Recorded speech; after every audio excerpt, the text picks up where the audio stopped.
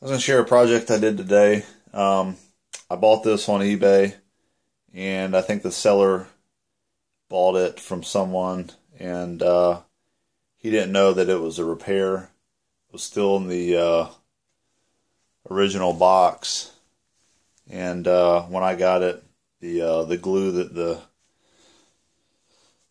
previous owner, I guess, had repaired broke in shipping.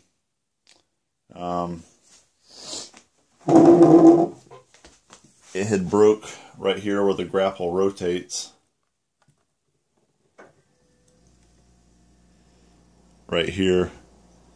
I think when they build this at the factory, where my finger is here is die cast, and it has a hole here, and this piece right here that it rotates on, it's plastic. Not 100%, but I think when I drilled this out, they put that plastic through the die cast and then heat up and kind of melt the bottom to hold it on. But anyways, the repair was right there, and I don't think if I tried to glue it would have worked, and I kind of wanted it to rotate. So I was going to share the best idea I came up with was I was going to glue a really small machine screw inside that little pocket there and drill and tap the plastic, but this plastic piece right here is so small I didn't want to break it.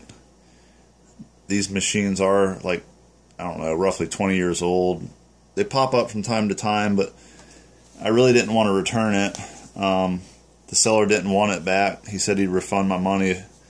I told him I'd try to fix it and pay something for it, but you don't see them extremely often on eBay, but they come up from time to time. So what I did is I went to Tractor Supply. I couldn't find small enough hardware, and I didn't really want to order it online. I wanted to fix it today, so I got these little bitty wire nails, 18 by 5/8, and the little bitty guys.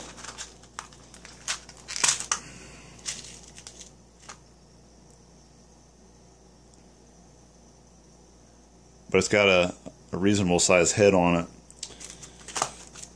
And I went to Harbor Freight in town, bought the little drill.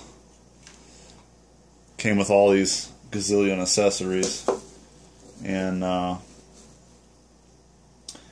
bought the little bitty drill bit kit too, but there was a lot of vibration, and the little end was flying all over the place, so those didn't actually work out that good. So I had an older set I bought there. There's just some small bits that I used, but okay, so my idea was, originally I was going to pull the main pins here, which are more like rivets, and the more I got looking at it, I just thought there's no way I could do that without breaking the cast. And so I kept looking at it, and see if I can zoom in here a little. So I went after these cylinder pins right here. Instead, these rivets here are a little bit bigger and flared like a rivet, but these little cylinder pins I decided to take out, which is a really mofo. So I took these little vice grips, and I locked one of these little bitty drill bits backwards in the vise like that, with only about 3/4 of an inch hanging out. And it was really tough, and I pushed really hard, and they move a little bit. Those little pins, both sides smooth, but in the center where the eye of the cylinder is, it has a little bit of almost like grips on it to hold it in. So what I did was I got the canola oil, since I'm here in the kitchen, and I just dipped this toothpick down in it.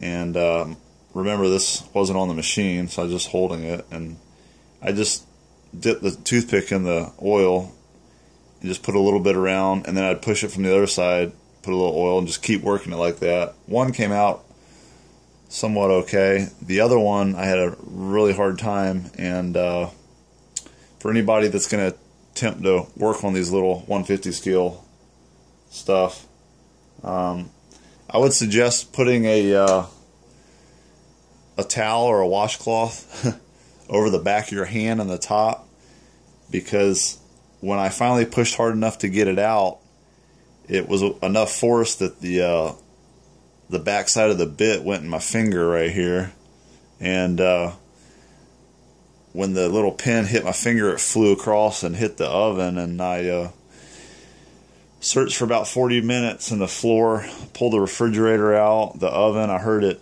over by the oven, I pulled that out, I swept the whole kitchen floor, I've looked all over the place, I can't find it. So I ended up having to take an aluminum rivet out of the shop. I cut the shaft off the rivet and had to file it down to replace the pin. But anyways, getting back to what I was talking about.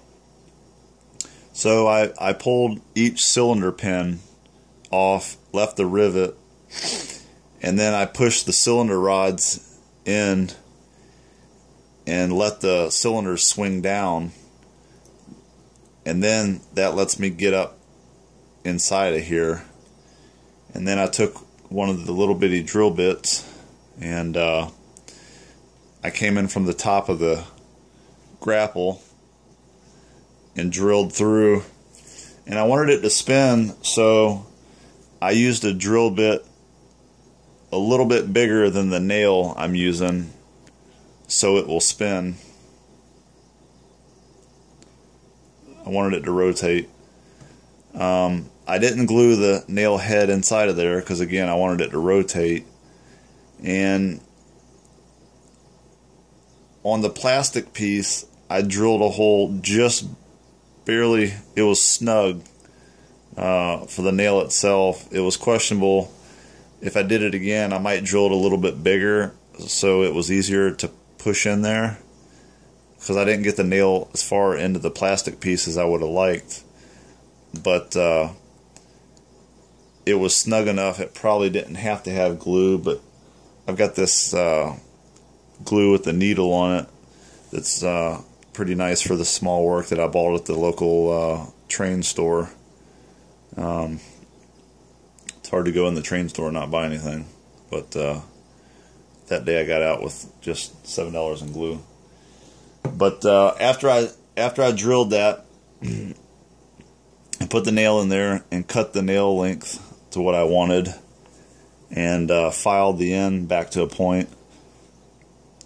I didn't want to put it on here and then be putting these pins in and break the plastic, so before I stuck it on the machine, I went ahead and put my cylinder pins back in. And then what's hard is, after I shortened that nail, it would fall out, so I had to take a little bit and stick it back up under one of these sides here and hold that nail in after I put some glue in the hole and stick it in there. But it works. It rotates. That was my first repair in my collection. Biggest advice I have, like I said, is when you're pushing pins out, put like a towel or washcloth over your hand on the back side, so when the pin flies out, it just hits it and absorbs the energy and falls, so it's not missing. But I had these washcloths because at one point I had this thing, I had it on its side here like this when I was drilling that plastic, and then at another point I had it built up like this when I was trying to get that glued on. But I was able to repair it, and it works, and I was pretty happy with that. So I was just gonna share the repair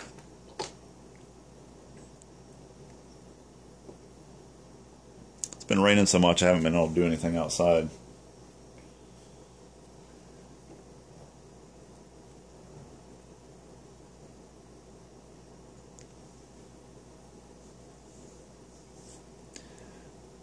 Looks like this little bitty drill kit's pretty handy. Got all these little bitty abrasive cut-off wheels, and comes with all these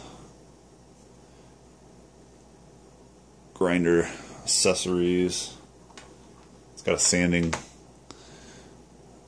drum. Looks like it's got some polishing pads, some more sanding drums. Comes with a bunch of carbide, different inserts and whatnot.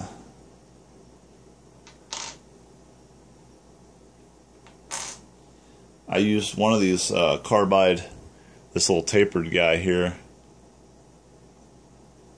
to eat away a lot of that glue from the previous person's repair. Tried to degunk a lot of that glue that I would have thought I could have taken a pick and picked it off, but it had a pretty good bite on that thing. It took the grinding, the carbide little wheel to eat all that off, but well, anyways, that's the repair for today.